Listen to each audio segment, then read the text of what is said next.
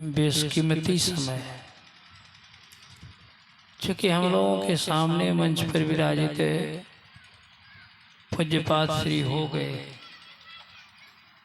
और उनकी श्री वाणी सुनने से विशेष लाभ होगा हम लोगों को। साथ ही साथ स्वागत समिति का कुछ कार्यक्रम भी है, उसमें भी थोड़ा सा समय का व्यय होगा। फिर भी आदेश है तो उसी का निर्वहन करने के लिए मैं चंद मिनटों में आप लोगों की सेवा कर। अभी आप सुन रहे थे कि संतों की संगति में जाने से बड़ा लाभ होता, उनकी वाणी भी सुनने से परम कल्याण होता।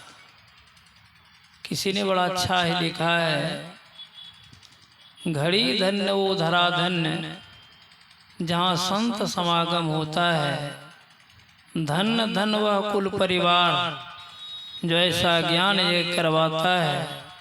बड़ भागी वे लोग सभी जो संत दर्श को आते हैं, संतों की अमृतवाणी सुन अपना जीवन सफल बनाते। संतों की वाणी सुनने से जीवन सफल होता है। भगवान बुद्ध के समय की बात है, एक सेठ पुत्र था।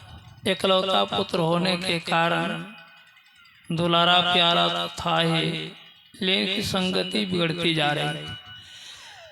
सेठ जी ने सोचा कि इनका जीवन कैसे बने। निवेदन किया कि जाओ तुम सत्संग करने के लिए, सत्संग से आओगे ना तो 180 रुपये तुमको मैं दूंगा। वो लोभ के मारे सत्संग में चला गया और सत्संग से जब आया तो कहा दीजिए हमको 180 रुपये। सेठ जी ने दे दिया। कई एक दिनों का कार्यक्रम था। दूसरे दिन पुनः सेठ जी कहते कि आज जाओ तुम एक बात सीख करके आना तो तुमको 1080 रुपये देंगे। चला गया। अब समझने के लिए, याद रखने के लिए तो मनोयोग पूर्वक सुनना पड़ता है। कल तो जैसे तैसे सुना था, आज 1000 की बात है, मनोयोग पूर्वक सुनने लगे। सुनने के क्रम में भगवान बुद्ध प्रवचन की कड़ी में कहा, यह शरीर और संसार नश्वर है, यह कुछ भी साथ में जाने वाला नहीं है, इसलिए इसके पीछे लोगों को नहीं पड़ना चाहिए। लोगों को सत्संग को अपना करके अपने जीवन को महान धन्य बना लेना चाहिए। ये बात उनके मन में घर कर, ये शरीर और संसार दोनों नश्वर है, विनाशशील है, नहीं रहने वाला है। सत्संग समाप्त हुआ, घर आए, आज कुछ नहीं बोल रहा है, शांत। सेठ जी कहते हैं कल 100 की बातचीत आते आते दम नहीं मारा, बिना सर पी लिया, और 1000 की बात है तुम कुछ नहीं बोल रहे हो। का पिताजी आज भगवान बुद्ध की कृपा से मेरा मन ही असरफी हो गया, इसलिए असरफी की जरूरत नहीं है। ये सत्संग से होता है। संत वाणी बतलाती है, जो कोई जाय मिले उन सो नर, होए पवित्र लगाए हरि रंगा, दोष कलंक सबे मिट जाए, नीचों हो जो जात उतंगा, जहाँ जल मलिन मंद महाती, गंग मिली हो जात गंगा, सुंदर शुद्ध करे तत्काल है जगमाही बड़ो सत्संगा। ये पवित्र कर देता है, दूषित मन को भी पवित्र कर देता है, और मन का ही तो सारा खेल है।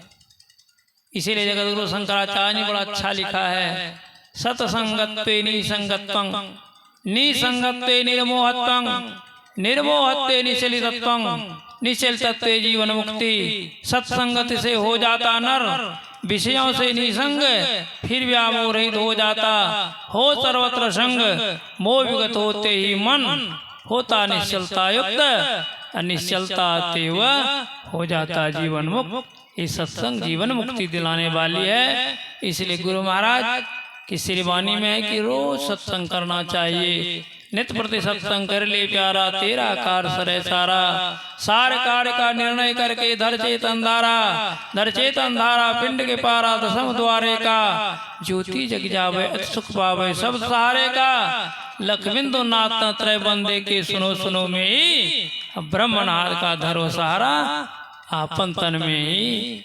इसी तरह से जीवन का परम कल्याण हो जाता है।